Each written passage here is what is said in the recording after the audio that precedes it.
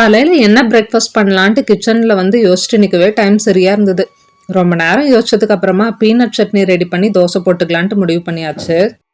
சட்னிக்கு தேவையானதெல்லாம் வதக்கி ரெடி பண்ணி வச்சுட்டு பாப்பாவை ரெடி பண்ணலான்ட்டு போயிட்டேன். அந்த கேப்ல ஹஸ்பண்ட் சட்னியும் அரைச்சு வச்சுட்டு தோசையும் சுட ஸ்டார்ட் பண்ணிட்டாங்க.